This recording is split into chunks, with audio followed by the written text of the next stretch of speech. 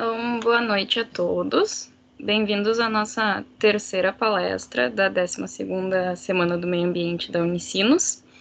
Eu sou a Bianca, eu vou estar mediando a palestra de hoje juntamente com a Roberta. E a palestra tem o nome Zoneamento Ecológico Econômico, a importância para um desenvolvimento sustentável.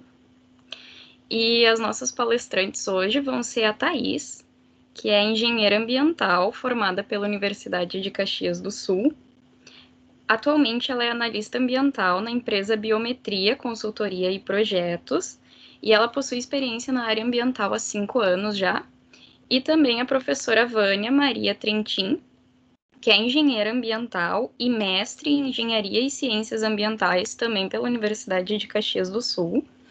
Ela é coordenadora e professora do curso técnico de Meio Ambiente ESP. Ela também é sócia e fundadora da empresa Trentin e Mioto em Engenharia. A empresa já tem 6 anos e ela já tem experiência na área de meio ambiente há 10 anos. Agora eu vou passar a fala para a Roberta, que ela tem alguns informes para passar para o pessoal.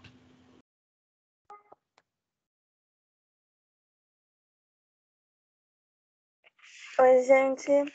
Então, vou passar uns recadinhos aqui rapidinho. Primeiro, estamos com uma campanha de arrecadação de alimentos em parceria com o EPC, Engenheiros pela Comunidade Unicinos. Onde R$6, a doação de R$6 equivale, então, a uma refeição, uma sopa. Essa sopa ela vai ser feita na cozinha da Ocupação Justo aqui em São Leopoldo. Então, quem puder, quiser doar, ou quiser nos ajudar compartilhando também, tá tudo lá explicadinho no nosso perfil do Instagram, do diretório. Vou colocar aqui no chat depois, para vocês conferirem. Estamos também com um sorteio bem legal. Tem uns prêmios bem legais rolando. Também lá no nosso perfil do Instagram, vocês conferem. Esse sorteio vai rolar no sábado.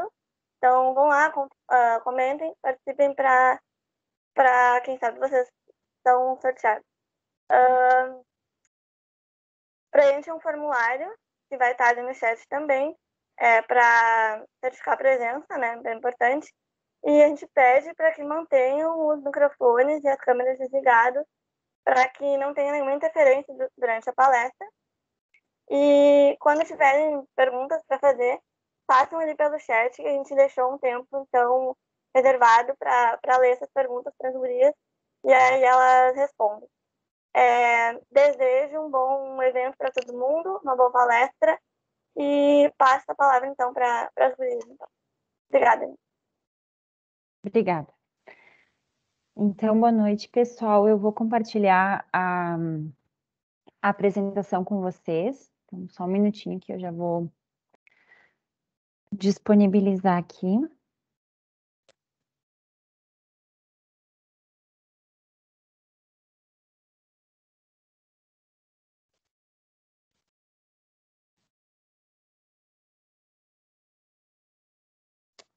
Aqui, então. Thaís, gostaria de começar? Sim, eu só vou esperar um minutinho, que acho que tá com um delay, ainda não aparece para mim a tela. Okay.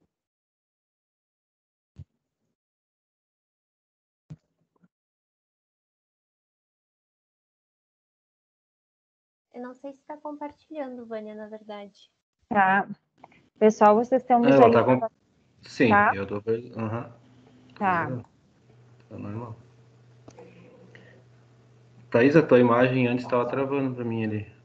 Agora. Para mim não tá aparecendo ainda. Agora foi. Tá. Ok. Talvez na passagem dos slides dê uma travadinha, mas aí eu sigo assim que aparecer. Ok. Então, boa noite, pessoal. Sejam todos bem-vindos. E, como foi falado, a nossa palestra é sobre o zoneamento ecológico econômico e a importância para o desenvolvimento sustentável. Então, eu sou a Thaís Varela. Eu sou engenheira ambiental formada pela Universidade de Caxias do Sul. Atualmente, eu trabalho como analista ambiental na Biometria, Consultoria e Projetos, aqui em Caxias mesmo.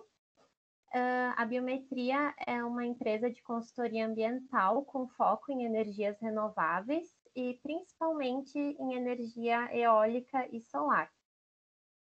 Eu tenho experiência na área ambiental há cerca de 5 anos. Isso envolve, né, o meu período dentro da biometria como analista e também alguns estágios que eu fiz, principalmente na área de laboratório, tratamento de águas e esgotos e também de iniciação científica dentro da universidade ao longo da minha graduação. Então, boa noite, pessoal. Então, vou me apresentar aqui para vocês. A Bianca já nos apresentou no início, mas para vocês conhecerem um pouquinho do que nós fazemos, né?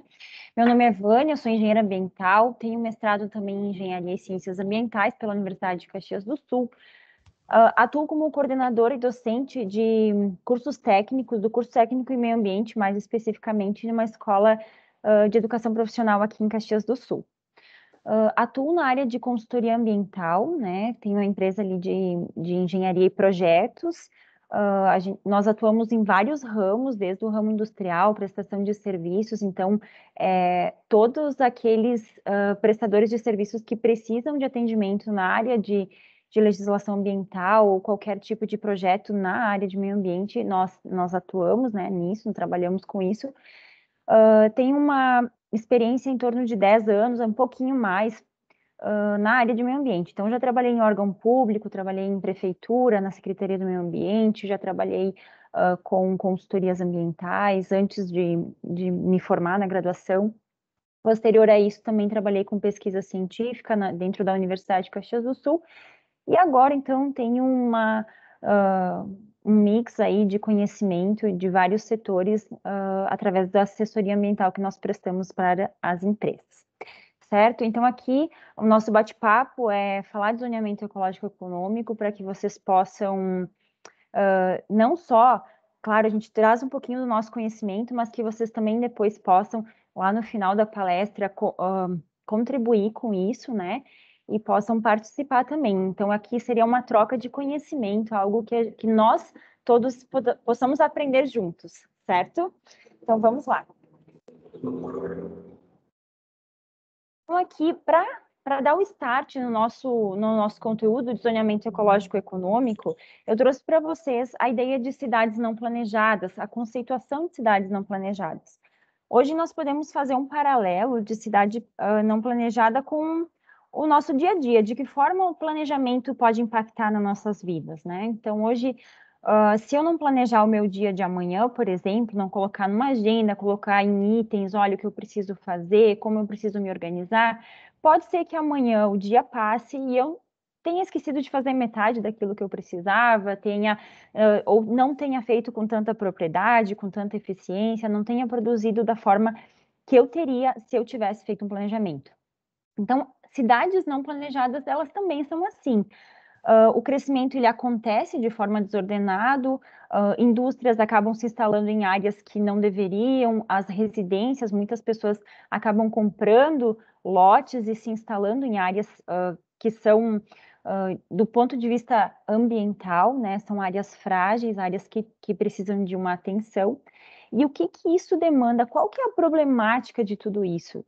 Gente, a problemática é a seguinte: muitas dessas construções, dessas habitações, elas acabam indo em locais de APP, em áreas com potencial de deslizamento, então áreas com bastante declividade.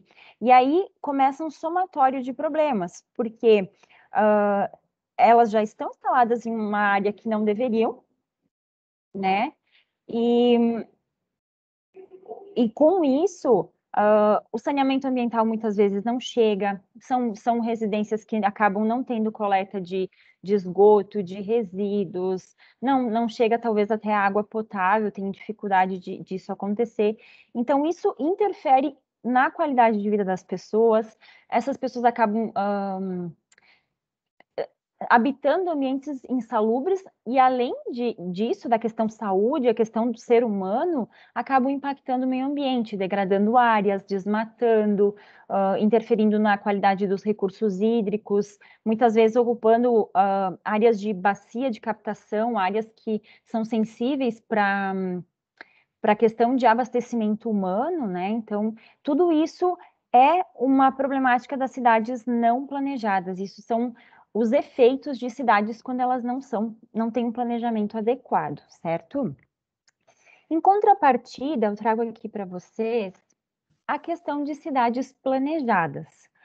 As cidades planejadas, por sua vez, são cidades que elas já são construídas a partir de um projeto detalhado por profissionais especializados. Então, não é um profissional único, não é o arquiteto, não é o engenheiro civil, é uma gama de profissionais que vão avaliar a vocação daquela região, avaliar as condições e fazer uma projeção não só para o presente, mas também para as condições futuras, a fim de quê? De minimizar os problemas comuns do processo de urbanização, melhorar a qualidade de vida da população. Então, a prioridade de uma cidade planejada é essa.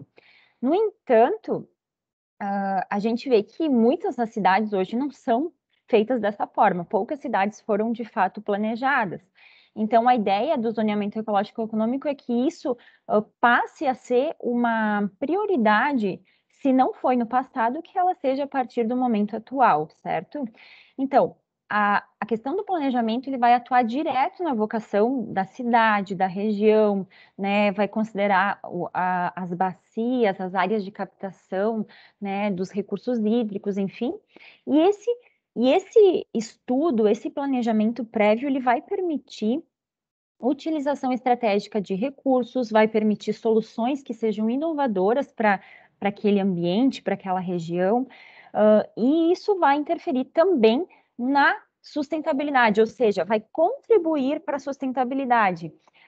Muito dificilmente nós vamos ter uma cidade 100% sustentável, porque nós sabemos hoje que a sustentabilidade ela tem a base do tripé, que é o meio social, o meio econômico e o meio ambiental. Então, se eu não tenho um equilíbrio, se eu não tenho um equilíbrio adequado entre esses três pilares, é como se eu estivesse andando com uma perninha, né, mancando assim. Eu não consigo ter um alinhamento, eu não consigo seguir de forma coerente, porque a cidade sustentável ela precisa atender esses três fatores. E geralmente as cidades já são bem adensadas, isso acaba se tornando digamos assim, um desafio muito grande, mas o planejamento prévio, ele vai ajudar a criar, a buscar meios para nós atingirmos um outro patamar de desenvolvimento, né? Então, a cidade planejada, ela vem a contribuir, né, com essa condição. Aqui, então, pessoal, eu trouxe só algumas imagens para ilustrar, para ficar mais didático. Aqui, então, nós temos cidades planejadas e cidades sustentáveis. Na verdade, como eu falei anteriormente, não existe cidade 100% sustentável, porque ainda nós estamos, digamos, a nossa sociedade, ela está ainda caminhando para isso, né? Nós não nascemos com essa ideia, até porque a ideia de meio ambiente e de cuidar do meio ambiente, ela surgiu na década de 70, 80, né? Então, a partir disso, começou a haver mobilização em prol de melhorar as condições ambientais. Então, aqui nós trouxemos cidade de Curitiba, por exemplo, elas têm um certo planejamento, mobilidade urbana.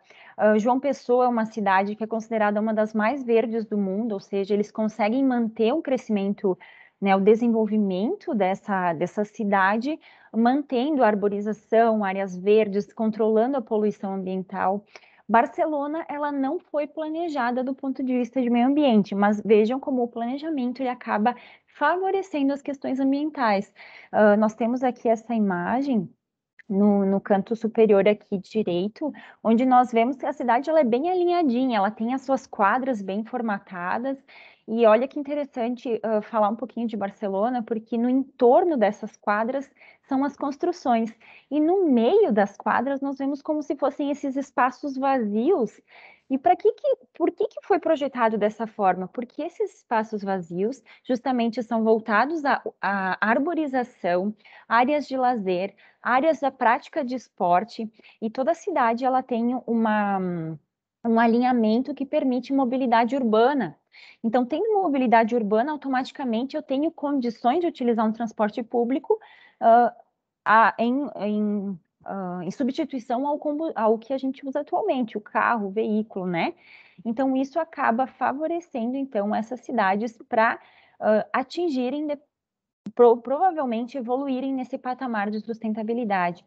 Aqui nós temos um link, pessoal, que é cidadessustentáveis.org.br, onde nós temos várias ações que são feitas a nível de Brasil, com várias cidades que buscam sustentabilidade. Então, elas abordam desde arborização, planejamento, a mobilidade urbana, enfim, vários fatores, corredores ecológicos, manutenção da biodiversidade.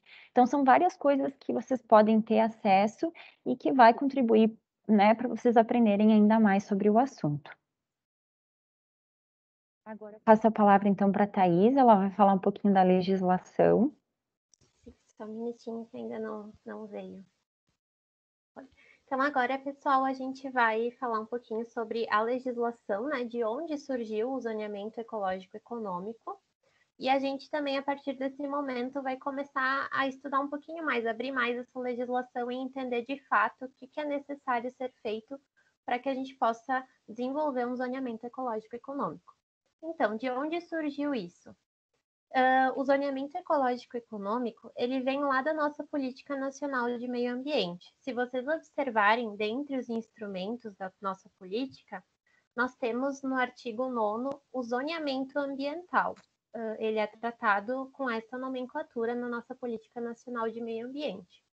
E antes de entrar mais a fundo nesse assunto, eu queria deixar um questionamento para vocês. Qual que é a importância de um instrumento dentro de uma política, dentro de uma legislação? O instrumento, ele vai nos auxiliar a atingir os objetivos dessa política. Por isso que ele é tão importante. Então, o zoneamento ambiental, juntamente com os demais instrumentos que são expostos nessa política, eles vão auxiliar a atingir o objetivo, neste caso, né, da Política Nacional do Meio Ambiente. Ainda complementando, nós temos o Decreto 4.297 de 2002, que ele regulamenta esse artigo 9º, né, que seria o de zoneamento ambiental, e ele estabelece os critérios para o zoneamento ecológico econômico do Brasil e dá outras providências, né? Então, a partir desse momento, a partir desse decreto, o zoneamento ambiental, ele passa a ser chamado zoneamento ecológico econômico. Ainda hoje, posterior a essa data, né, de 2002, a gente ainda encontra bibliografias, livros, materiais que tratam ainda com o nome zoneamento ambiental. Alguns autores discordam, inclusive, dessa troca, mas basicamente o que significou essa troca, tá? O zoneamento ambiental, ele tratava da questão das zonas. Então, eu defino uma zona naquele meu local de estudo, cada zona vai ter a sua fragilidade, a fragilidade ambiental, a sua potencialidade econômica e... Opa, acho que passou. Opa, sim, tá com... Cada local vai ter isso, cada local vai ter a sua característica específica, né? E no zoneamento ecológico econômico, a gente tenta fazer um vínculo entre a questão ambiental e a questão econômica. Pegar a nossa área, o nosso local de estudo e entender, bom, aqui existem fragilidades ambientais, pontos de atenção, que a gente que merecem, né, nosso cuidado, que merecem essa proteção, mas também existe a questão econômica, que a gente vai buscar locais, a gente vai buscar espaços para que isso possa ser desenvolvido aqui na nossa área de estudo. Então, pessoal, a partir do decreto que a Thaís abordou no momento anterior, qual que é a aplicabilidade, então, desse zoneamento ecológico econômico? O zoneamento ecológico econômico, ele vai servir na implantação de planos, obras, atividades, sejam elas públicas ou privadas. E qual que é o objetivo de tudo isso? Então, o objetivo é organizar de uma forma vinculada as decisões dos agentes públicos e privados quanto aos planos, programas, projetos e atividades de forma direta, que direta ou indiretamente utilizem os recursos naturais.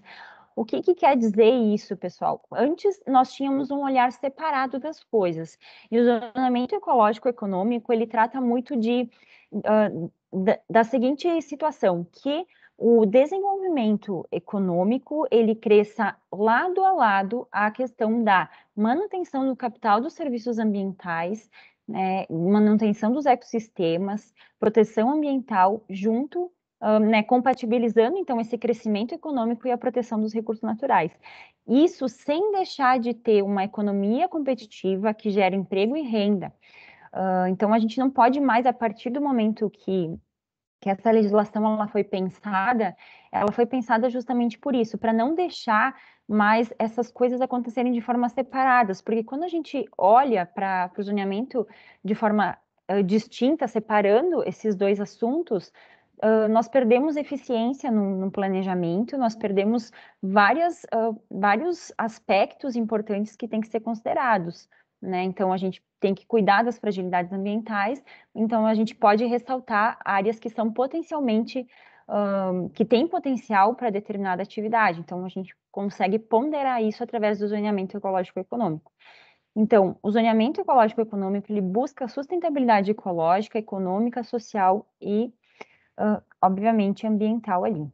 O que é muito importante e uma das coisas que é primordial no zoneamento ecológico econômico na fase de planejamento, diagnóstico, é a participação democrática, tanto do público, privado, né, tanto do setor público, do privado, da comunidade civil. Por que isso é importante? Porque, por exemplo, eu moro no município de Caxias do Sul. Bom, eu tenho conhecimento da minha região, eu sei onde tem as bacias de captação, eu sei onde tem fragilidades ambientais, eu conheço a minha região. Então, por exemplo, você vai pegar vamos supor assim, uma comunidade quilombola. Essa comunidade quilombola, ela tem suas particularidades, ela precisa ser protegida, ela precisa ser cuidada, então eu preciso avaliar essa questão. Então, eu preciso trazer uma linguagem simples para essas pessoas, para que elas possam participar da tomada de decisão, para formulação, então, dos prognósticos, dos cenários, né, para o melhor vocação de cada local. O que a gente chama de vocação é qual atividade eu posso ter em determinado local, né? Então, para que nenhum setor fique prejudicado, nem a comunidade quilombola ou qualquer outra comunidade, né? Eu estou falando de uma específica, mas falo aqui da comunidade que tem uma área bastante industrial, de uma comunidade que tem área com bastante interesse turístico, enfim. Então, tudo isso é necessário, né, para que a gente tenha uma eficácia no zoneamento ecológico econômico. E, por fim, a valorização do conhecimento científico multidisciplinar, que nada mais é que não se faz zoneamento ecológico econômico sem ter participação de vários profissionais de várias áreas, de vários setores. Eu tenho envolvido, então, engenheiros ambientais, engenheiros de todos os tipos, engenheiro civil, engenheiro químico, engenheiro florestal, biólogo, geólogo, então são muitas áreas envolvidas para que tenha eficácia, porque a gente precisa conhecer bem o território onde a gente está trabalhando para formular um cenário que fique adequado para aquela condição. Agora, Opa, desculpa. Não, pode ir. Então, sobre a elaboração do zoneamento ecológico econômico. Na legislação, a legislação nos traz que compete ao poder público federal elaborar e executar tanto zoneamentos nacionais quanto regionais, quando tiver por objetos os biomas brasileiros ou os territórios que abrangem planos e projetos, né, estabelecidos pelo governo federal. Então, de que forma que o poder público vai trabalhar em cima disso? Primeiramente, né, ele terá de fazer uma reunião, sistematizar todas as informações geradas e todas as informações que são geradas nesses estudos para o desenvolvimento do zoneamento, eles devem ser disponibilizados publicamente, ou seja, todos nós devemos ter acesso a essa base de dados. E também isso tem de ser organizado em um único banco de dados, né?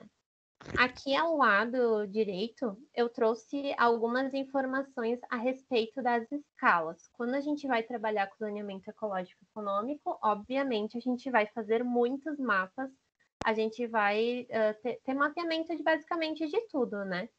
Então, a legislação nos traz determinações, né, de escalas conforme o nível que você está trabalhando.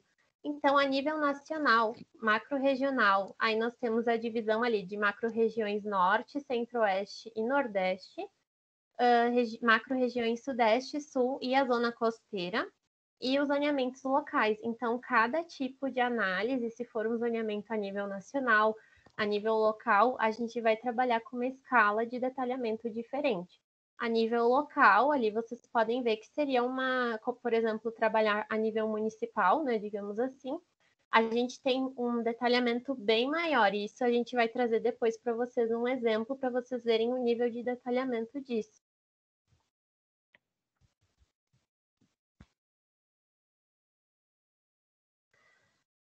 Ainda falando das escalas, né? Elas têm um desempenho de função, né?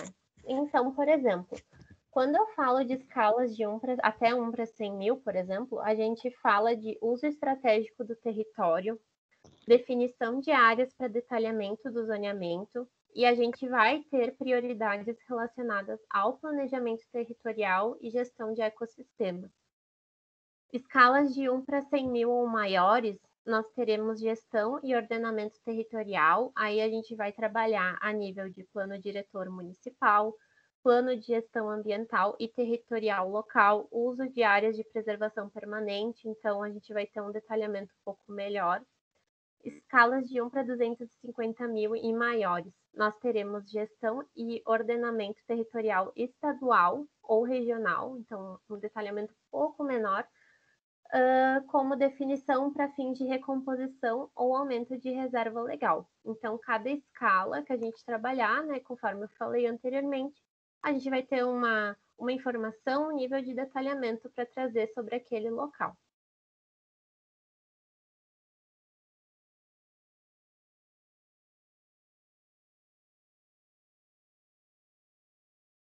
Aqui travou para mim, Vânia. Eu vou tentar passar novamente, só um pouquinho.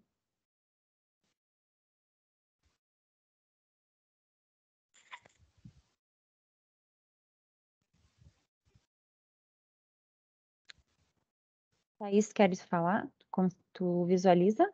Ainda não. Eu vou tentar fechar minha câmera, não sei se agora foi. Ok. Então, ainda na elaboração do zoneamento, nós temos os pressupostos técnicos. Então, o que é isso? O que a gente precisa nessa etapa, né? Um termo de referência detalhado. Isso é muito importante em qualquer atividade, estudo, né? Como a Vânia falou lá no início, a gente precisa ter um planejamento. E o nosso termo de referência vai trazer esse planejamento, vai trazer a documentação necessária, os passos necessários. Posteriormente, uma equipe de coordenação composta por pessoal técnico habilitado. Ou seja, a gente vai ter uma equipe multidisciplinar com pessoas aptas, né, a desenvolverem as mais diversas tarefas que serão necessárias para compor esse estudo. Nós teremos também de ter uma compatibilidade metodológica com princípios e critérios que serão aprovados por uma comissão. Essa é a Comissão Coordenadora do Zoneamento Ecológico e Econômico do Território Nacional. Então, tudo que essa comissão julgar relevante, importante, necessário no nosso estudo, tudo que ela estabelecer, quem está elaborando o zoneamento tem de estar compatível com isso, né? Os produtos gerados, então, por meio dos sistemas de informações geográficas, eles devem também passar por aprovação dessa comissão coordenadora do zoneamento. A entrada de dados dos SIGs, eles devem ser compatíveis com as normas e padrões do Sistema Cartográfico Nacional. Também devemos de ter uma normatização técnica com base na BNT para documentos, né, relatórios técnicos, documentações que forem elaboradas, né, descritivas. Também deve-se ter um compromisso de disponibilizar essas informações necessárias para a execução do zoneamento ecológico econômico, e também que é muito importante manter, né, trazer a mobilização social envolvendo os grupos sociais interessados, conforme a Vânia comentou. Ela deu o exemplo das comunidades quilombolas, né? Nós temos vários tipos de comunidades, enfim, nos locais de estudo, e a gente precisa valorizar e dar muita atenção, né, para as características específicas de cada local. Por isso que a participação social é muito importante. Nós temos também os pressupostos institucionais, ou seja, arranjos institucionais que são destinados a assegurar a inserção do saneamento ecológico e econômico num programa de gestão territorial, mediante, então, a criação de uma comissão coordenadora estadual com caráter deliberativo e participativo e de coordenação técnica também com uma equipe multidisciplinar. A base de informações geradas, ela deve ser compartilhada entre os mais diversos órgãos da administração pública. Além disso, nós temos de ter uma proposta de divulgação da base de dados, dos resultados do zoneamento, então tudo que foi levantado tem que estar disponível em uma base de dados, e um compromisso de encaminhamento periódico dos resultados e produtos gerados para a Comissão Coordenadora do Zoneamento Ecológico e Econômico. Essa comissão, eu fiz até umas buscas para entender quem faz parte dessa comissão coordenadora, né, do zoneamento ecológico e econômico. Então, são órgãos públicos. A gente tem como exemplo a Agência Nacional de Água, CPRM, entre outros que fazem parte dessa comissão. São áreas, assim, são áreas bem distintas, digamos assim, que vão contribuir, né, com esse estudo. E em relação aos pressupostos financeiros, a legislação não traz o decreto não traz muita informação. Ele apenas cita que o pressuposto financeiro ele vai ser regido por uma legislação pertinente, mas ela também não é indicada. Então, aqui, pessoal, eu trouxe um pouquinho do conteúdo do zoneamento ecológico-econômico, como que isso é estruturado. Ele é estruturado, então, em 4 etapas principais. Então, nós temos a etapa... nós temos que obedecer, a partir do decreto, a itens mínimos que têm que ser observados. Então, é o diagnóstico dos recursos naturais, da socioeconomia e do marco jurídico institucional, informações constantes no Sistema de Informações Geográficas, no SIG, cenários tendenciais e alternativos e diretrizes gerais específicas no termo do artigo 14 do decreto. Então, essas fases, pessoal, elas são muito importantes que cada uma seja trabalhada de forma muito séria, porque elas vão compor, uma fase depende da outra, e elas vão compor o cenário do zoneamento ecológico-econômico final. Então, na fase de planejamento, nós temos toda a articulação institucional, mobilização de recursos, então, o que nós temos qual é o investimento para fazer todo esse diagnóstico posterior, quem vai ser a equipe que vai trabalhar para atender e fazer o estudo do diagnóstico, que também vem na segunda etapa, como que vai ser as demandas. Então, aqui a gente vai planejar a execução de todos os trabalhos, tá? De acordo com os objetivos propostos e os problemas a serem resolvidos. Então, isso tudo forma a análise e estruturação dessas informações que vai subsidiar, então, a segunda etapa, que é o diagnóstico. Na etapa do diagnóstico, nós temos, então, a avaliação do meio físico, do meio biótico, da dinâmica socioeconômica, como já tratei ali nos itens mínimos, e a organização jurídico-institucional. Então, isso tudo nós vamos, em resumo, conhecer o cenário atual, conhecer a região, conhecer a realidade atual, conhecer as áreas específicas, a área de preservação, áreas de bacia, áreas de recursos hídricos, determinar todos esses espaços, compor esses espaços, para depois nós podermos colocar, a partir do prognóstico, que seria a terceira etapa, toda a projeção de cenários, ou seja, a partir do conhecimento de cada área específica, saber a qual vocação ela é direcionada e poder, então, elaborar uma proposta de zoneamento ecológico econômico. Então, aqui na fase 3, que seria o prognóstico, a partir do conhecimento da nossa realidade, nós conseguimos propor, então, cenários que vão atender e resolver problemas. Então, aqui entra a questão bom, a área vai ser industrial, a área ecológica, ela é de interesse ecológico, ela é de preservação. Será necessário realocar atividades de um lugar para o outro, porque muitas vezes o zoneamento ele traz isso, de não só, claro que cidades bem consolidadas, aquilo que já está há muito tempo consolidado, tu não tem como movimentar muito isso, como mexer muito nessas áreas. Mas regiões recentes, algum tipo de indústria, por exemplo, o que eles podem fazer? Eles podem não renovar mais a licença ambiental, daí a empresa ela acaba sendo obrigada a buscar outra área que seja uma área adequada para estabelecer as suas atividades. Então, tudo isso é avaliado a partir do cenário que nós temos e do prognóstico. O que nós queremos para o futuro? Qual que vai ser a projeção daqui para frente, né, para estabelecer esses usos de acordo com a vocação o qual o local é designado, a partir dos estudos realizados. Então, aqui, pessoal, como vocês podem ver, eu moro numa área muito movimentada e tá bem complicado. Vocês devem escutar uns barulhos aí de carro, mas é em função do local. Não tem onde eu me esconder aqui mesmo, tá? Então, assim, falando um pouquinho da última etapa, que seriam subsídios à implementação, aqui nós temos, então, um apoio à gestão, a partir de todos os cenários, escolher o melhor, discutir, e aqui entra a parte de discutir isso com a sociedade civil. Então, todos têm que participar dessa etapa, e aí sim, implementar diretrizes, aí tem a criação, tem regiões que criam leis de zoneamento ecológico econômico, onde a gente vai aplicar esse zoneamento para as regiões especificamente, tá? Agora a Thaís vai falar um pouquinho do uso, armazenamento, custódia e publicidade, então, dos dados e informações. Só um minutinho, que não veio aí. Aqui foi.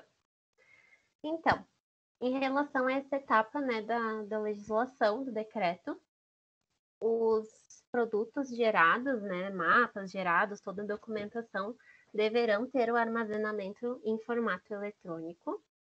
As instituições que integram o consórcio do zoneamento ecológico econômico do Brasil deverão constituir uma rede integrada de dados e informações. Elas devem armazenar, atualizar e garantir que todos esses dados sejam compartilhados nas mais diferentes instâncias governamentais.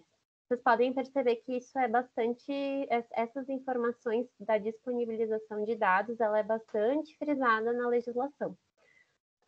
O poder público também tem que divulgar para a sociedade, em linguagem e formatos acessíveis, o conteúdo do zoneamento e a sua implementação, inclusive na forma de ilustrações e textos explicativos.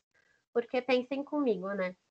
A gente tem um estudo que é composto por uma equipe técnica que terão diversas informações técnicas, informações complexas, e como é que a gente vai transferir isso para a comunidade, né? A gente não pode chegar com um documento totalmente técnico e entregar nas mãos deles para eles analisarem, avaliarem se isso se está correto, se eles concordam, se eles têm alguma ideia diferente, enfim. Então a gente precisa transferir isso para a comunidade de uma forma o mais simples possível, de uma forma que eles entendam, que eles possam chegar nas consultas públicas, chegar no seu momento e interagir, né, entender de fato o que está sendo feito.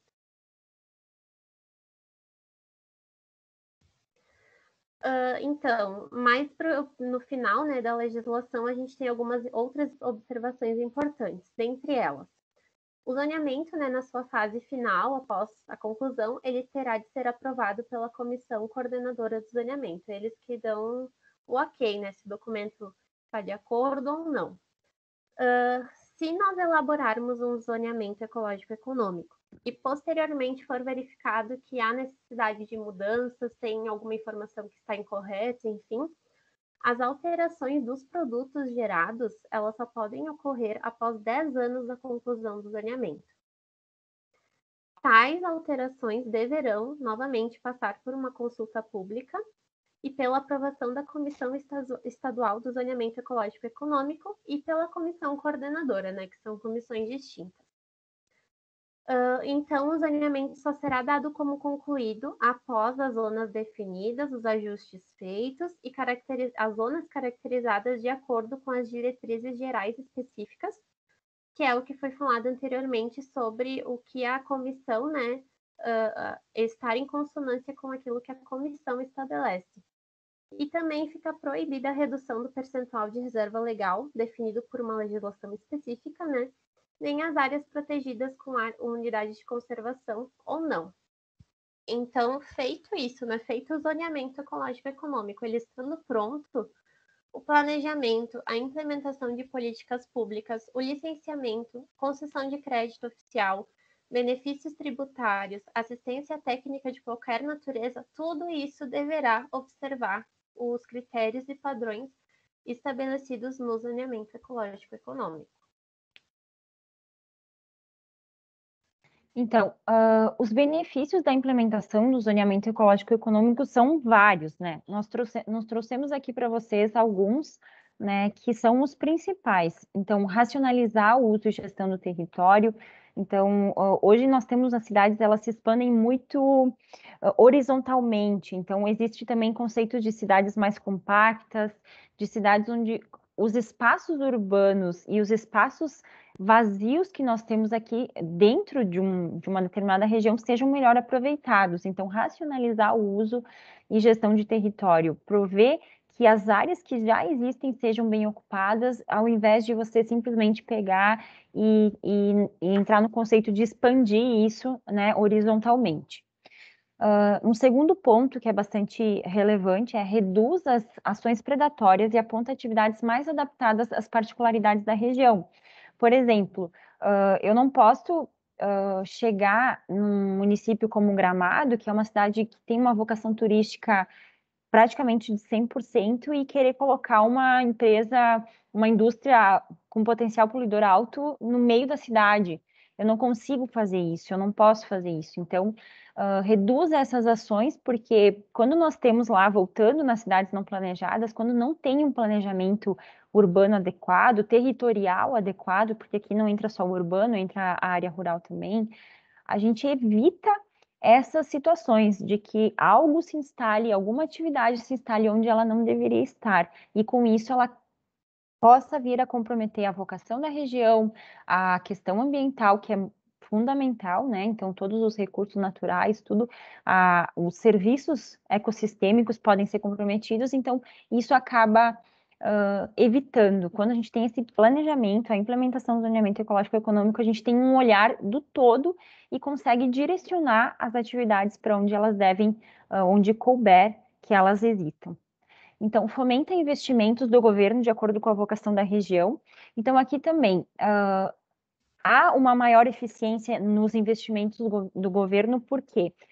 Vamos supor que nós vamos pegar um exemplo da cidade de Cambará, eu não sei se alguém de vocês já conheceu os cânions, né, o Itambezinho, Fortaleza, mas o acesso a esses ambientes que são áreas, além de serem de interesse turístico, são áreas de conservação. O acesso a esses locais ele é muito ruim, ele é péssimo, a estrada ela é muito ruim, ela é muito pedregosa. E aí o que acontece? Se nós visarmos a proteção e o interesse turístico daquela região, o governo, por exemplo, pode fomentar um investimento para melhorar aquela via, para que as pessoas tenham mais fácil acesso e que aquilo acabe, claro, como eu falei para vocês, não é para daí acessar e todo mundo e não cuidar do ambiente, muito pelo contrário, é para que a questão turística, que envolve o desenvolvimento econômico, e a questão proteção ambiental possam caminhar juntas, para que nós consigamos levar pessoas lá com instrutores, com pessoas capacitadas, que mostrem a importância ecológica daquele ambiente, né, como, enfim, de uma maneira bem geral. Então, a gente aproveita o crescimento, a gente tem esse caminho lado a lado, como eu falei, a gente está auxiliando no turismo e no desenvolvimento da economia local e, ao mesmo tempo, promovendo a proteção ambiental, né? Então, um quarto ponto seria elevar a eficácia dos planos, programas e políticas público-privadas que incidem sobre um determinado território. Então, volta um pouco do item 3, que é fazer o investimento certo, com maior eficiência, com maior agilidade, né? Hoje a gente sabe que tudo que é público, nem tudo que é público, mas boa parte daquilo que envolve o órgão público é bastante lento, é bastante demorado, e a gente precisa, então, muitas vezes agilizar alguns processos, né? Porque senão acaba que a ocupação ocorre de qualquer jeito e a gente perde o controle sobre o território. Então, aqui eu trouxe para vocês, antes da Thais apresentar um case, que é do trabalho de conclusão de curso dela, como vários estados já possuem o zoneamento ecológico e econômico implementado, pronto, né? Não digo implementado, mas em fase de está ok, está pronto, existe legislação já em cada local. Então, até 2016, depois eu não consegui mais informações atualizadas. 2018, nós tínhamos 17 estados com zoneamento ecológico e econômico já prontos e 10 estados ainda em fase de conclusão de estudos. O Rio Grande do Sul, a última informação que nós obtivemos foi de 2018, nós fizemos várias pesquisas, inclusive, existe uma atualização que o pessoal está fazendo o levantamento do zoneamento ecológico e econômico da zona costeira agora, é uma informação mais atualizada, mas no âmbito geral de estado, nós estamos na fase de prognóstico, ou seja, já foi feito todo o inventário ambiental e agora a gente está na fase de proposição de cenários para ocupação das regiões de acordo com a vocação. Então, quais são as propostas do zoneamento ecológico e econômico do Rio Grande do Sul? Identificar os potenciais econômicos e as fragilidades ambientais, apoiando, então, a orientação de investimentos, que é isso que eu falei, investir certo nos locais certos, para que aquilo tenha desenvolvimento e proteção juntos, né, que elas cresçam juntas, reduzir os conflitos de uso, subsidiando, então, planejamento de políticas públicas. Conflitos de uso por quê? Porque quando a gente fala em zoneamento ecológico e econômico, e aí quando a gente vai lá para a audiência pública, tem muita quebra, como é que eu vou dizer, muita discussão entre agricultores e pessoas que, então, visam a proteção ambiental. Então, existe muito conflito de uso de solo, de áreas, principalmente com relação à expansão agrícola, da agroindústria, enfim, né, plantio de soja e tudo mais. Então, e vocês procurarem até vídeos no YouTube, vocês vão ver como eles criticam muito o zoneamento ecológico e econômico, porque eles pensam na expansão e não pensam na importância de manter os serviços ecológicos e caminhar junto, lado a lado, no crescimento e no desenvolvimento.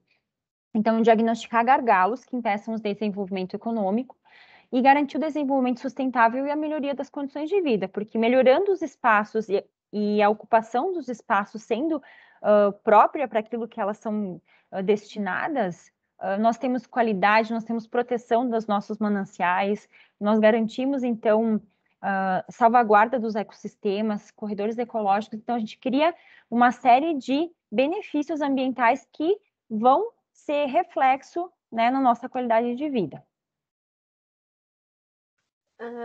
Contribuindo um pouquinho com a fala da Vânia, a gente já tem uma base de dados que traz alguns arquivos em shapefile sobre a elaboração do zoneamento no estado do Rio Grande do Sul. Então, se vocês acessarem o site da SEMA estadual, vocês conseguem encontrar já algumas bases que estão sendo disponibilizadas, todas em conjunto ali, né, para elaboração de mapas, enfim, tem bastante informação interessante. Então, agora eu vou trazer um case para vocês, que foi a elaboração do meu trabalho de conclusão de curso, e eu desenvolvi um zoneamento ecológico e econômico para o município de Vale Real, aqui no Rio Grande do Sul. Então, inicialmente, o que eu fiz, né, para começar o estudo da minha área de interesse? Eu iniciei uma busca sobre todas as legislações que pudessem me trazer informações importantes que eu tivesse que avaliar com atenção. Então, eu comecei desde a Constituição Federal, passei pela Política Nacional do Meio Ambiente, que nós já comentamos, né, da importância dela, principalmente o Decreto 4.297 de 2002, que é o que regulamenta e vai nos dar todas as instruções, né, para elaboração do zoneamento. O Estatuto das Cidades, que traz um pouco da questão de plano diretor e zoneamento ambiental, a relação, né? A Lei Complementar 140 de 2011, ela traz a informação, que aqui é importante fixar isso, que o zoneamento ambiental, ainda como é chamado, né, ele é um instrumento elaborado previamente à elaboração do plano diretor. Então, depois, na elaboração do plano diretor, o zoneamento pode fornecer muitas informações interessantes e importantes, né, para a continuação desse estudo. Posteriormente, então, o Código Estadual do Meio Ambiente, que traz algumas informações, principalmente em relação ao zoneamento ecológico e econômico do Estado, né? A Lei 12.651 de 2012, definição de áreas de preservação permanente, a Lei de Parcelamento do Solo e de corredores ecológicos, que o decreto traz corredores ecológicos como sendo um dos itens a serem avaliados, né? São as informações que estão no artigo 14, se eu não me engano. Então, posteriormente, o levantamento de todas as legislações relevantes, né? A gente tem que se aprofundar um pouquinho em geoprocessamento, para poder manipular todas essas informações. Então, o que é basicamente isso? É o tratamento de informações geográficas, onde a gente vai fazer uma análise de diferentes aspectos, diferentes temas e informações daquela região. E para isso a gente pode utilizar diversas técnicas. As técnicas que existem, né, dentro do geoprocessamento, a gente tem a cartografia digital, a estatística espacial, o sensoriamento remoto e sistemas de informações geográficas, que é trazido, que é reforçado, né, bastante no decreto. Dentro do sistema de informações geográficas, que foi, né, o meu direcionamento no estudo, eu trabalhei com planos de informação, que eu vou detalhar um pouquinho mais adiante. Ainda na questão do geoprocessamento, a gente consegue, né, encontrar em bases bastante consolidadas arquivos confiáveis, arquivos shapefile, né, que a gente costuma chamar, para manusear isso num software de geoprocessamento. E também é muito importante imagens de satélite. Nesse caso, nesse estudo, eu utilizei a imagem de satélite Cybers 4A, que ele é recente, relativamente recente, e ele tem uma resolução espectral de 8 metros. E se a gente conseguir, né, utilizar a banda pancromática, que vocês já devem ter ouvido falar, a gente consegue uma resolução melhor ainda. Então, eu utilizei esse satélite que trouxe um detalhamento bem interessante da área. Para a metodologia, inicialmente, então, fazer a caracterização da área de estudo. Entender onde é o meu local, locais próximos, municípios próximos, o limite. Aqui eu trouxe um mapa que eu elaborei, né, um mapa de localização simples. Além disso, fazer a parte de diagnóstico, então, meio físico, biótico e socioeconômico. No meio físico, eu trabalhei com clinografia, que são as declividades, hipometria, que são as altitudes, a geologia do local, fraturas e tudo mais, pedologia, identificação dos solos, climatologia, hidrografia e também a parte de hidrogeologia. Aqui também, na parte de geologia, foram trabalhados os processos minerários por meio do DNPM, então foi feito um mapeamento dentro da área de estudo desses processos cadastrados. No meio biótico, então, determinação do bioma, estudo, né, entendimento um pouco mais desse bioma, e também da vegetação. E no meio socioeconômico, entendimento da população, quem mora lá, quantas mulheres, quantos homens, qual que é a população total, qual é a área depois do local, enfim. A economia também, que é muito importante, porque aqui a gente vai tentar conciliar a questão ambiental com o econômico. E também entendimento das questões de saneamento básico, né? Não adianta a gente desenvolver um saneamento ecológico econômico sem dar atenção para a questão de saneamento básico, porque isso é extremamente relevante no nosso estudo. Então, lembra que eu tinha comentado sobre os planos de informação. Eu trouxe esses slides, assim, exatamente com essas lâminas separadas, para que vocês pensem nos planos de informação como camadas. Então, eu vou ter o plano de hipometria, o de clinografia, pedologia e assim por diante. Pensem em cada lâmina dessa como sendo um mapa. Então, cada lâmina vai me trazer uma informação diferente, um assunto, um tema relevante que eu preciso unir depois para fazer a minha análise. Então, esses são os chamados planos de informação. Como eu manipulo, né? Como eu faço essa sobreposição? Como é que eu vou manipular essa quantidade de informação para conseguir chegar em um denominador comum? Para isso, eu utilizei a álgebra booleana. A álgebra booleana basicamente é assim: eu terei os meus mapas, os meus planos de informação. Ela é um conjunto de axiomas, a gente denomina assim, onde eu posso ter o resultado sim ou não. Eu não posso ter o resultado talvez, nesse caso. Então, por exemplo, para facilitar o entendimento, eu terei um mapa de recursos hídricos. Bom, eu tenho o recurso hídrico X, Y e Z. Eu tenho que ter isso muito bem definido. Eu não posso ficar com dúvida, digamos assim, do material que eu estou apresentando. Eu preciso ter essa definição clara do meu plano de informação. Que tipo de informação que está sendo apresentado ali, se está correta, se eu consigo complementar, enfim. Posteriormente isso, a gente faz a integração dos temas. Aqui eu trouxe uma imagem do livro eu não lembro o nome da autora, é Roseli, se eu não me engano, Roseli Santos. Eu acho esse livro muito bom. Ele é um livro assim curto, simples, que tem muita informação sobre planejamento e ela traz dentro da parte de planejamento ambiental, ela trabalha um pouco sobre o zoneamento ecológico econômico. Essa imagem onde ela explica sobre essa integração dos temas. Então a gente tem o tema do mapa A, tema do mapa B, C, D e assim por diante, e a gente vai começar a fazer sobreposições. Então, eu vou pegar o meu mapa de recursos hídricos, eu vou começar a sobrepor com o meu mapa de geologia, depois eu vou sobrepor com o de pedologia, e assim por diante, eu vou fazendo essas sobreposições, vou começando a entender os elementos daquela região, e posteriormente, após todas as sobreposições, eu vou ter o meu mapa síntese, ou seja, o meu mapa de zoneamento ecológico econômico. Aqui, então, esse é o meu mapa final do meu estudo nesse TCC.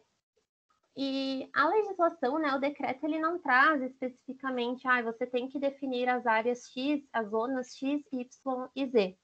Não, eu fui observando, né, as questões desse município, as questões ambientais, econômicas, e eu fui definindo áreas que eu achei que seriam relevantes. Então, nesse caso, eu defini 6 zonas, que foi a zona de sensibilidade ambiental. Então, essa zona, ela vai englobar todas as áreas de preservação permanente de rios, de nascentes, de topo de morro, de declividade. Nós temos as zonas agrícolas, e aqui eu faço um link, zona agrícola e urbana e de proteção florestal. Elas foram possíveis de identificação por meio da imagem de satélite, que trouxe bastante. Na verdade, na imagem de satélite você acaba coletando amostras de solo, né, para depois processar isso e entender de fato o que cada ponto, né, o que cada pixel da imagem significa. Posteriormente, as zonas de reservatórios artificiais, então isso foi feito um mapeamento manual mesmo, através da imagem de satélite, busca de reservatórios, enfim, para abastecimento, enfim. E também as zonas de interesse geológico, que são processos que já estão em cadastro, né, no DNT.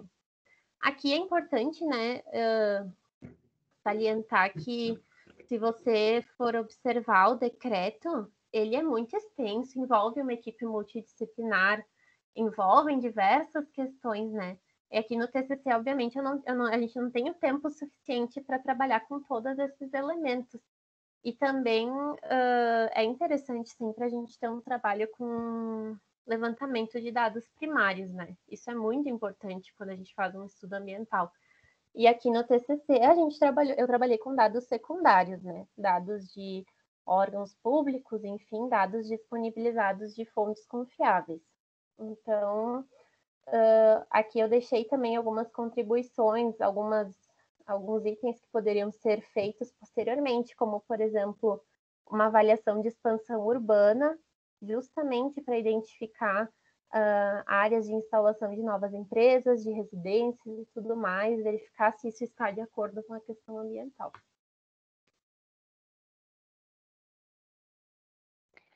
Então, aqui eu vou falar um pouquinho da atuação do engenheiro ambiental, né, dentro de todo esse cenário, né, e aqui eu trouxe para vocês o panorama do zoneamento ecológico econômico no Rio Grande do Sul. Então, vejam aqui, basicamente, é o que já foi trabalhado, né, e vejam que aqui nós temos uma equipe de 37 diferentes perfis profissionais envolvidos, ou seja, uma equipe técnica com diversas áreas do conhecimento, incluindo o engenheiro ambiental.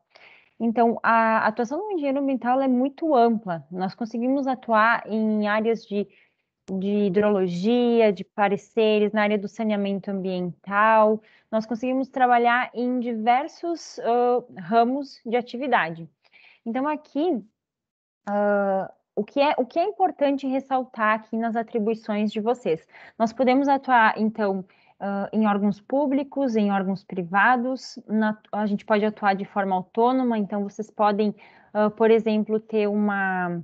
Deixa eu só sair daqui um pouquinho, só para mostrar para vocês aqui de uma forma melhor. Ficou um ícone ali, a gente não deu para excluir. Deixa eu voltar aqui. Então, aqui, vocês podem atuar de forma autônoma. O que quer dizer trabalhar de forma autônoma? Eu consigo, sim, trabalhar como engenheiro ambiental, no entanto, nós sabemos que somos dependentes de outros profissionais para compor um trabalho, por exemplo. Então, o que eu, na área de atuação, faço hoje? Como consultora ambiental, eu não tenho uma equipe contratada, até porque isso demandaria um custo maior, em função de eu ter que pagar o salário que é pertinente a cada profissional. Nós firmamos parcerias com cada um dos profissionais, então, com um geólogo, então, eu preciso fazer um estudo de uma área, então, vou dar um exemplo para vocês, a gente vai licenciar uma determinada área e eu preciso fazer um levantamento topográfico, um laudo geológico, eu preciso avaliar a contaminação, então, quem que eu chamo? A equipe, eu chamo o engenheiro químico conhecido, o topógrafo conhecido, o profissional, o geólogo conhecido, e a gente monta uma equipe de trabalho e aí consegue atuar.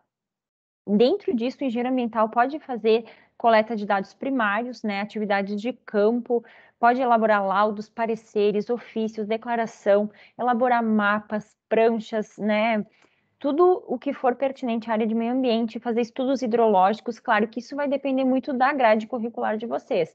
Por exemplo, a grade curricular do curso de Caxias do Sul, da Universidade de Caxias do Sul, provavelmente ele é um pouco diferente da Universidade da Unicinos. Por quê? Porque nós temos a vocação do lugar. Então, provavelmente, a vocação aqui da Universidade de Caxias do Sul é muito voltada para trabalhos na área da indústria. E eu já vi, então, currículos de outras universidades onde nós temos vocação mais voltada para trabalho de campo, né, de fato. Então, isso é muito importante na hora de atuar como engenheiro ambiental, conhecer a sua grade curricular e, antes de se formar e já sair fazendo o CREA, o CRQ ou qualquer conselho que nos permita atribuição, sempre fazer uma análise e pedir para esses conselhos. Isso é uma dica bem legal que vocês podem sempre fazer, que é pedir para esses conselhos avaliarem o currículo de vocês e eles, por escrito, entregarem a lista de atribuições que vocês podem ter. Eu, particularmente, optei pelo CRQ, Conselho Regional de Química, onde nós somos habilitados a trabalhar em diversas áreas e eles nos dão muitas atribuições, mas isso pelo meu currículo aqui da universidade onde eu me formei. Vocês também podem fazer esse estudo e optarem pelo conselho que melhor atenda à demanda de vocês, que melhor dê atribuições para que vocês possam trabalhar como engenheiros ambientais sem ter problemas, né? Então, o engenheiro ambiental trabalha em saneamento, trabalha em projetos de estação, trabalha em projetos de gestão de resíduos, são inúmeras as atividades, tá? Mas é uma dica que eu sempre passo para os alunos que vão se formar ou que estão nessa caminhada de futuramente chegar, né, a ser um engenheiro ambiental diplomado, que faça, então, esse estudo antes de sair fazendo o CREA ou o CRQ, porque isso gera custos para vocês, então, muitas vezes não é viável, tá? A Thaís também vai complementar, vai falar, então, da importância de nós aprendermos ali dos mapas e também da importância de nos atualizarmos na área de meio ambiente, né? E de estagiar também enquanto estudantes. Então, como a Vânia falou, uma dica, né, que eu gostaria de deixar para vocês como como recém-formada, digamos assim, é a importância realmente, de fato, de aprender um software de geoprocessamento. Eu gosto muito de bater nessa tecla, porque isso é muito importante. O mercado de trabalho vai cobrar isso em algum momento, não importa a área que vocês estejam trabalhando. Então, até vi na página do DA que vocês tiveram um mini curso, se eu não me engano. Então, aproveitem muito essas oportunidades. Hoje em dia, a gente tem uma chuva de informações na internet, né?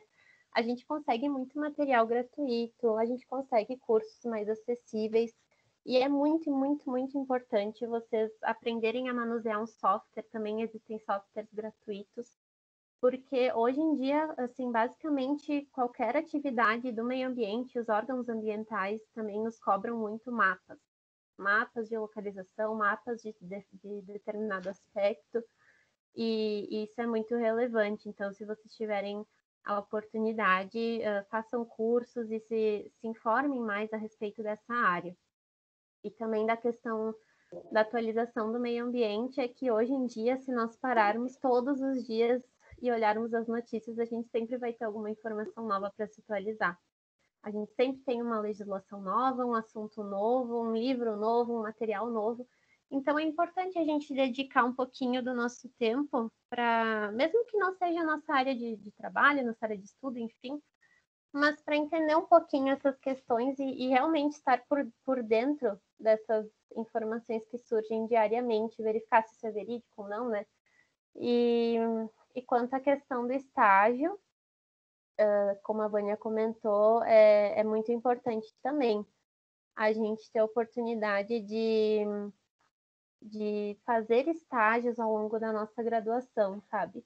Às vezes a gente, de repente, pesa mais a questão financeira e tudo mais, mas é muito importante tu fazer um estágio ao longo da tua graduação, para que quando tu chegue, quando tu coloque o pé lá fora com o diploma na mão, tu tenha um pouco de experiência, tu saiba buscar as informações, se virar, digamos assim, sabe?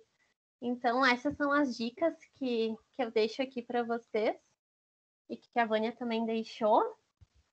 E era isso, então. Então, aqui agradecemos, então, pela atenção de vocês, agradeço ao pessoal, né, por ter nos permitido, né, feito esse convite de nós estarmos aqui hoje fazendo essa palestra. E, na verdade, é uma troca, né, de experiência, de conhecimento, para ajudar vocês um pouquinho a entender a importância e a quantidade de áreas que nós podemos atuar, a quantidade de assuntos diferentes que existem na área de meio ambiente, que a gente precisa estar, assim, como a Thaís falou, sempre, sempre ligado no que está acontecendo, porque todo dia é informação nova e a gente precisa estar bem atento a isso, aí, principalmente quando a gente atua na área de meio ambiente, né? Então, aqui agradecemos, deixamos os nossos contatos de e-mail, caso vocês desejarem fazer algum questionamento específico ou tiverem mais alguma dúvida, e abrimos então espaço aí para questionamentos, perguntas que vocês desejarem. Dentro daquilo que a gente puder ajudar vocês, nós vamos atender. Eu também aproveito para agradecer pelo convite. Espero que vocês tenham gostado, e a gente se coloca à disposição também para tirar qualquer dúvida que vocês tenham. Então, tá, muito obrigada, Guria. Obrigada, Thaís. Obrigada, Vânia. Obrigada. Foi muito boa, muito esclarecedora, assim, achei muito completa, assim. Adorei o assunto, adoro esse assunto também. Nossa, várias pautas, né? A gente tem alguns comentários aqui, algumas colocações no chat. Eu vi que a gente vai ler. A Lilian colocou, é mais uma contribuição. Ela colocou assim: o treinamento ecológico econômico é uma ferramenta de planejamento vital para o desenvolvimento sustentável. O projeto no Rio Grande do Sul iniciou-se em 2016 e vem contribuindo para a tomada de decisões para um ambiente equilibrado. Parabéns pelo evento. Legal, obrigada. Obrigada. O professor Carlos perguntou se vocês poderiam comentar como pode ocorrer a atuação de gestores ambientais, engenheiros de energia, engenheiros de materiais também nesses projetos de zoneamento ecológico econômico? Bem, eu vou falando depois se a Vânia quiser complementar. É aquilo que a gente comentou, né? Esse processo ele vai ser, digamos assim, seguido por um conjunto de pessoas, serão muitas, é uma equipe multidisciplinar. Então, dentro dessa questão, tu pode ser chamado para desempenhar várias atividades, né? Desde levantamentos de campo, tu pode ser chamado para desenvolver apenas um documento que seja específico, por exemplo, ali como ele comentou, um engenheiro de energia precisa desenvolver esse documento, um engenheiro de materiais. Então, as atuações, no meu entendimento, são nas mais diversas áreas, desde meio físico, meio biótico, meio socioeconômico, vai depender da demanda, né, daquele momento. Sim.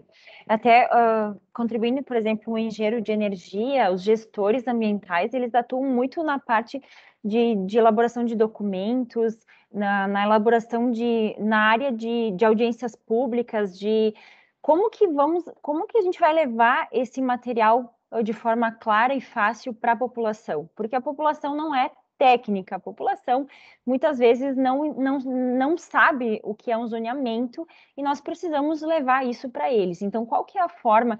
Criar estruturas, projetos de educação e sensibilização ambiental, no sentido de levar a informação até essas pessoas. Na área de energias também, então, avaliar como que o zoneamento ecológico econômico no estado ele vai poder, não só no estado, mas em qualquer lugar que for fazer o zoneamento ecológico econômico, que tipo de alternativas vão ser necessárias? Por exemplo, na fase do prognóstico, onde nós elaboramos os cenários, como que nós podemos aumentar a questão das energias renováveis no nosso estado para melhorar a condição ambiental do nosso meio? Então, existem muito essas atribuições, né? Elas são bem distintas, mas elas existem, assim como a Thais falou. Então, laudos, pareceres, né? Como que a gente pode fazer essas substituições, essas trocas, essa evolução na questão ambiental? Então, claro, é muito particular, mas, a princípio, no meu ponto de vista, é isso. Eu não sei se eu consegui responder a pergunta de forma clara, mas qualquer coisa, escrevam ali de novo que a gente vai conversando. Certo, obrigada, Vânia, obrigada, Thaís. Por hora era o que a gente tinha de comentários e questionamentos. O professor Carlos levantou a mão, acho que ele quer contribuir mais um pouquinho.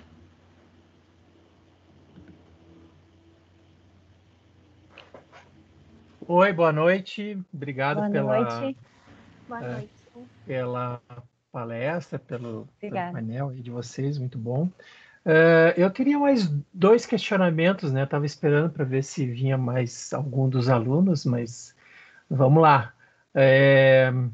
O primeiro questionamento seria o seguinte: que vocês pudessem falar de algum dos cases ou que tu, Thaís, tenha estudado, porque a gente já tem alguns projetos de zoneamento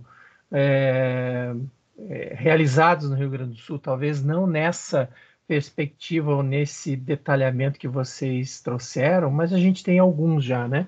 O próprio zoneamento da cana-de-açúcar, zoneamento do parque da energia eólica. Então, eu gostaria que se vocês pudessem falar um pouquinho sobre, primeiro, que organizações da sociedade civil, quando vocês comentam ali,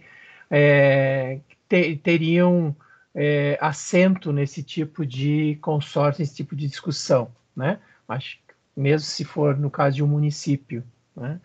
E também como que vocês têm visto, se vocês têm acompanhado alguns desses projetos de zoneamento, em que estado estão, se tem sido respeitado, né, essas questões, porque a gente aqui no Vale dos Sinos, né, eu sou representante da Unicinos no Comitê Sinos, e no Vale dos Sinos existe um estudo de zoneamento das áreas alagadas, né, fundamentais para evitar que as cheias dos rios aqui, tanto dos Sinos quanto do Jacuí, né, venham a alagar as cidades, né? E isso tem um impacto direto também na questão das áreas urbanas, né? O crescimento ou não dessas áreas urbanas. Eu não sei se vocês têm algum exemplo que vocês tenham acompanhado em como que está, depois que esse zoneamento é estabelecido e os devidos limites têm que ser obedecidos também, e que ali pode ser construído, lá pode ser ter um espaço para agricultura, lá tem que ser preservado, está sendo preservado, não está sendo. Se vocês pudessem falar um pouco sobre isso também. Quer começar, Thaís? Pode iniciar, eu complemento. Sim, bom, vamos na primeira pergunta que você nos solicitou, a questão dos assentos, né, de quem ocupa esses espaços. Então, hoje a gente tem, por exemplo, no Rio Grande do Sul, o Comitê de Bacias, que é um dos integrantes que eles compõem porque o planejamento, ele acontece muito voltado para as bacias, né, para as regiões hidrográficas, porque nós precisamos ter essas regiões, elas são bastante sensíveis e hoje a gente precisa ter uma segurança hídrica, né? Então, o Rio Grande do Sul, ele apesar de ser abundante, né, em quantidade de água, nós temos um estresse hídrico bastante grande por conta de indústrias, da poluição, enfim, de áreas que têm ali a qualidade da água diminuída em função dessas atividades, né? Então, o Comitê de Bacias, as empresas que atuam, que são interessadas também, empresas privadas interessadas, né, que têm grande atuação, por exemplo, aqui no município de Caxias do Sul, empresas de grande porte que são de interesse, elas podem compor esse assento, né? Os conselhos estaduais, conselhos municipais de meio ambiente também têm participação nisso, né? Então, não sei se era bem a pergunta. E a segunda pergunta, deixa eu só me lembrar, prof, só do que era mesmo o assunto? Não, mas para vocês falarem um pouco Sim.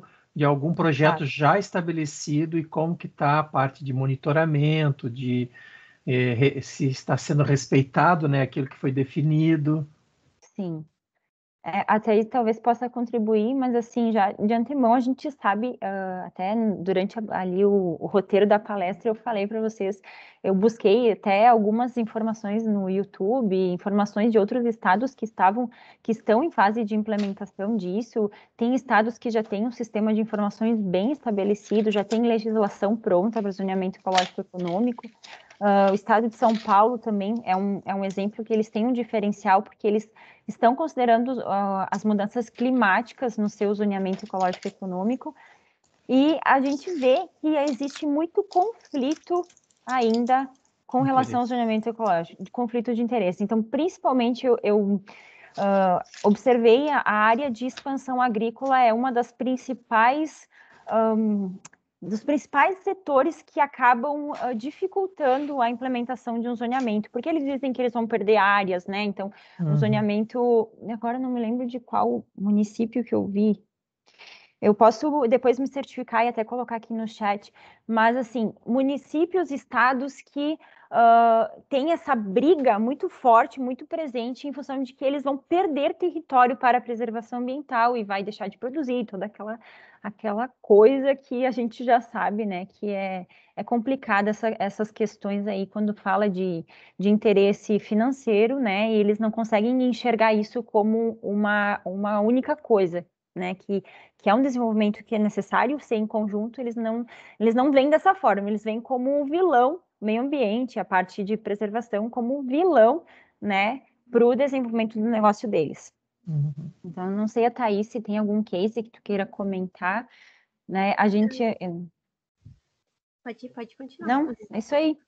Só linkando com o que a Vânia comentou, até do próprio case que eu desenvolvi no TCC, quando eu comecei a fazer a pesquisa sobre os municípios, né, escolher o meu município, Vale Real é um município pequeno, né?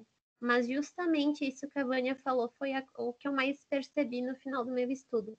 as áreas agrícolas estavam, de fato, ocupando boa parte das áreas que deveriam ser de preservação. E isso não era um detalhe ou outro, é uma grande área, sabe? Então, de fato, realmente a gente, com certeza, né, após a documentação estar pronta, né, o estudo do zoneamento estar finalizado em diferentes municípios e estados, a gente vai ter algumas coisas que vão estar sobrepostas, digamos assim. E uma coisa que o professor comentou sobre outros tipos de zoneamento, de fato, existem outros tipos, sim, existem vários exemplos de zoneamento. E se vocês quiserem buscar mais sobre isso, no site do Ministério do Meio Ambiente, eles trazem uma listagem de diversos tipos de zoneamento, o que significa, para que serve, porque é bem interessante. Quando eu iniciei o meu TCC, eu não imaginava que existiam todos esses tipos de zoneamento, por exemplo, né? Uhum.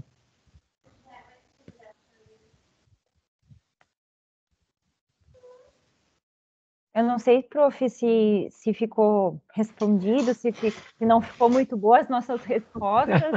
Aí, por Não, favor, legal. Não, eu pode só estava, perguntar. na verdade, para ver se também a gente consegue provocar os colegas alunos aí também, né? Porque, na verdade, assim, a preocupação sempre da gente, e aí eu acho que a proposta da EMB de trazer a parte de zoneamento é muito interessante. E as duas perguntas são para mostrar assim que tem espaço para todo mundo, né, em várias áreas, através de várias organizações, de participar somente, por exemplo, desse. Não é somente, né? É um projeto que na teoria ele é fantástico e ele é mais do que necessário para se a gente quiser mesmo viver num mundo mais sustentável, né? Caso contrário, as coisas vão ficar bem difíceis no futuro.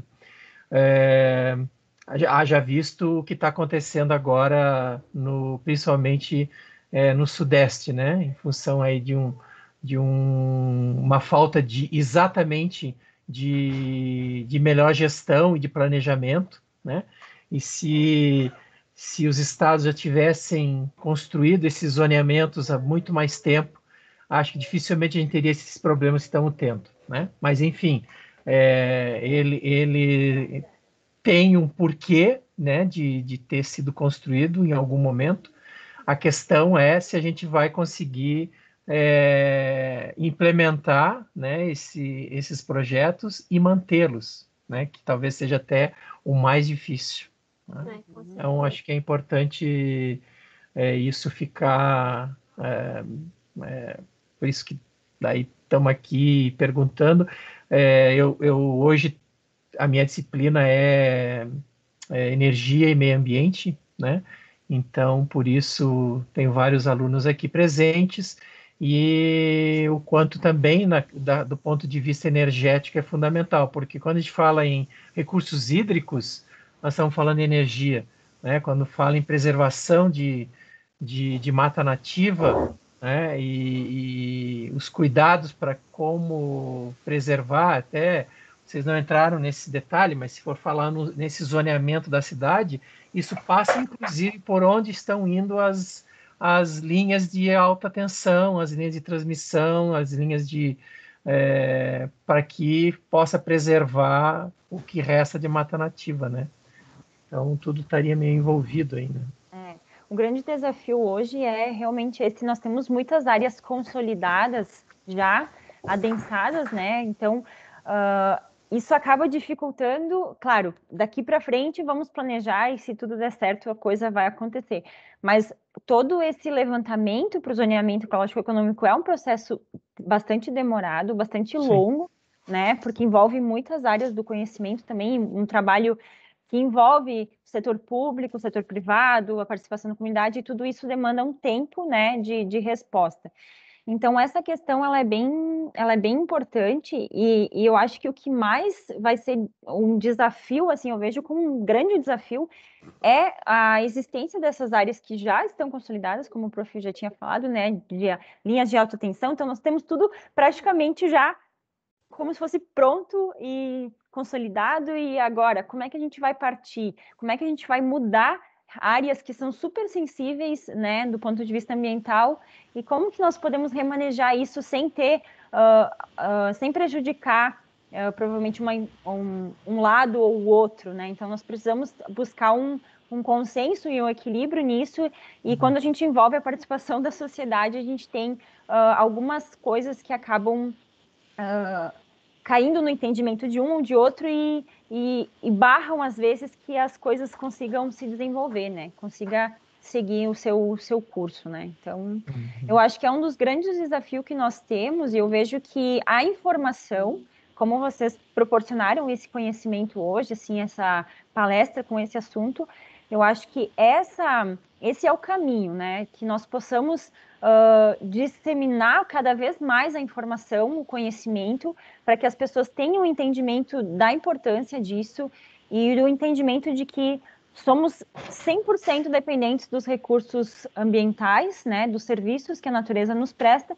E se nós não agirmos em prol disso de uma forma emergente, a gente vai acabar nesses cenários que nós nos encontramos hoje, por exemplo, né? Fugindo um pouco do assunto, mas a pandemia, ela é atrelada, assim, à questão, né, ambiental, né? De certa forma, a gente invade espaços que não deveriam invadir e né? A gente acaba interferindo no ambiente que estava lá, né? Então, a gente cria situações que, infelizmente, depois, quem sofre as consequências, claro, que é o meio ambiente, mas a Terra sempre esteve aí, né? Ela vai buscar equilibrar-se e a gente que vai sofrer as consequências de tudo isso, infelizmente. Sim, com certeza. Né?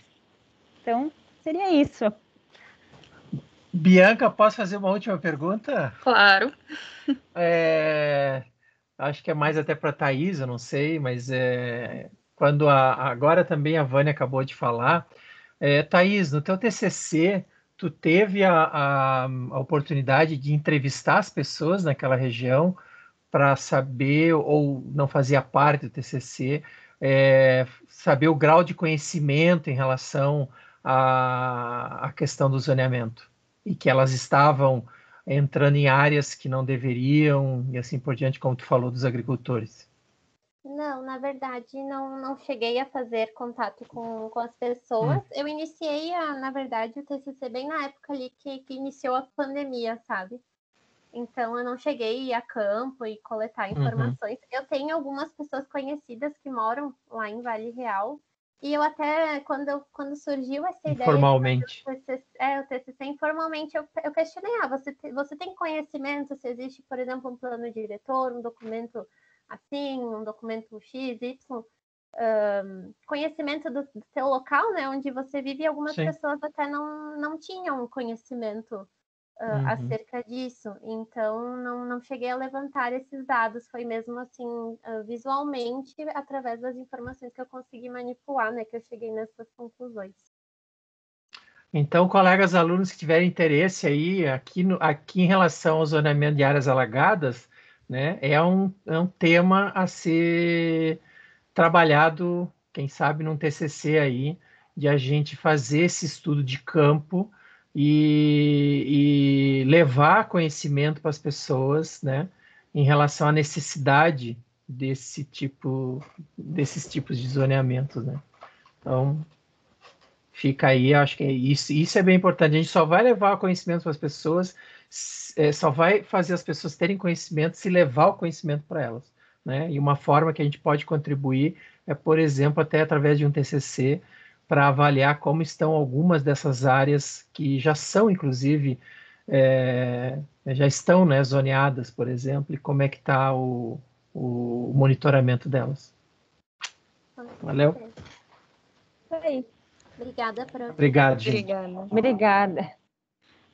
Eu acredito que a Vânia tenha visto ali os comentários que a Gabriela comentou que ela viu sobre a ansiedade ecológica no Ceará.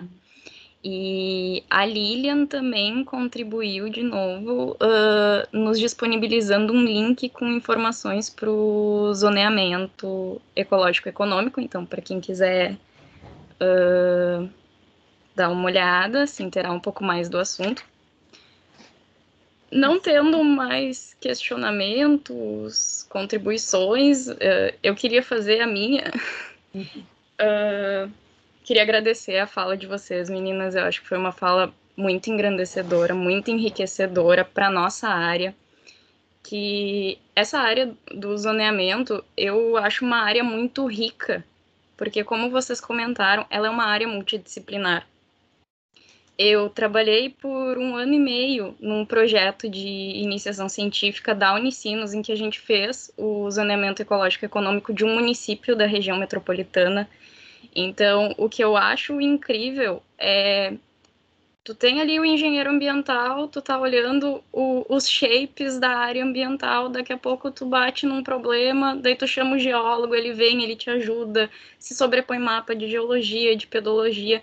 Então tu consegue um estudo muito amplo, muito completo, e tu junta muitas áreas que, na maioria das vezes, na academia a gente não imagina que possa ter ligação. Que a gente acaba ficando naquele mundo de a área ambiental é uma coisa, a área geológica é outra, mas não, tudo se liga, porque no meio ambiente tudo se interliga, tudo está ligado, e o meio ambiente é tudo que a gente está vivendo. Então, eu queria agradecer de novo a fala de vocês. Muito obrigada por aceitarem o nosso convite. E a Roberta tem mais alguns recadinhos. Ai, Guilherme, muito obrigada. Foi muito legal, adorei mesmo. Eu só tô agradecendo aqui, muito obrigada mesmo. Eu também tenho que conversar. Na nossa evento de sexta-feira, a gente vai ter 3 palestras. Vai começar às 5h15 e se estender até às 6h15. E depois outra começa às 6h30 até às 7h30. Essas 2 vão ser mais voltadas para resíduos e a situação de catadores recicláveis, de resíduos recicláveis. E na sequência a gente vai ter também outra às 7h30 sobre zonas úmidas, aqui da região do Rio dos Sinos. Então fiquem ligados na programação, que ainda tem bastante coisa legal para vir. E não sei se mais alguém ainda tem alguma colocação, mas, enfim, agradecer muito pela participação, pela presença, disponibilidade de todos. E acho que é isso aí, gente. Então tá. Gente, muito obrigada mesmo pela oportunidade de participar com vocês dessa semana, que é uma semana bem legal, bem importante. E espero que tenham aproveitado e, de novo, né, nos coloco ali, eu vou colocar o meu e-mail aqui, a Thaís também pode colocar no chat, caso vocês precisem. Claro que somos também aprendizes, né? Assim como todos somos eternos aprendizes. Se ficou alguma questão, alguma coisa que vocês gostariam de contribuir, eu vi que teve contribuições ali também das Smart City, que a gente fala, né? Cidades inteligentes, existem cidades inteligentes, cidades compactas, existem inúmeros formatos de cidades atualmente que são propostas melhores para o nosso ambiente urbano. Então, é muito legal essa troca de conhecimento de vocês. Então, não parem de aprender, a gente não para por aqui, né? A gente tem uma semana cheia de coisas legais, de atividades ótimas para vocês aprenderem cada vez mais. E é isso aí, o engenheiro ambiental tem uma função muito importante e espero que todos vocês busquem o maior conhecimento possível. Com certeza vocês vão ser sempre pessoas de sucesso, profissionais de sucesso, certo? Então, é isso. Também aproveito para agradecer a presença de todos, agradecer o convite e dizer que esse momento que a universidade nos proporciona de conhecer outros assuntos, enfim, isso faz toda a diferença na nossa caminhada profissional. De repente, lá no determinado momento da vida de vocês vão lembrar, né, de algumas coisas que foram tratadas, né, ao longo da vida acadêmica, ao longo de um evento, de uma palestra, enfim. Isso é muito importante, é muito legal isso. Aproveitem bastante e façam curso de geoprocessamento. Isso aí. Eu concordo muito com isso que a Thaís falou, que também é uma coisa que é muito nova, né, na engenharia ambiental, essa parte de geoprocessamento. E como eu tive contato com isso desde o meu primeiro semestre, é a área que eu sou apaixonada, assim, que brilha o olho na engenharia ambiental. Eu sou apaixonada. E é uma área que ela está muito em tendência. Inclusive, a nossa palestra de sexta-noite sobre zonas úmidas vai ser falando sobre um zoneamento que está sendo realizado aqui na Bacia do Rio dos Sinos, também realizado pela Unicinos. Então, eu acho que é uma área que a gente tem que se especializar cada vez mais, porque é uma tendência cada vez mais crescente, até mesmo por essa rapidez com que a gente consegue fazer as coisas, que muitas vezes os trabalhos de campo não nos possibilitam. Então, invistam em cursos de geoprocessamento. Aí.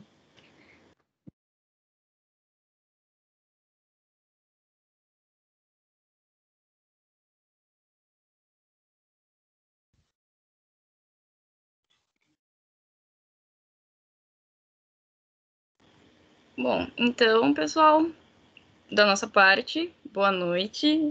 Esperamos vocês nos nossos eventos de sexta, que vão estar muito legais. E não esqueçam de participar do nosso sorteio, que está ocorrendo no Insta, e também da nossa campanha para doação de uma refeição para a ocupação justo aqui de São Leopoldo. Muito obrigada novamente.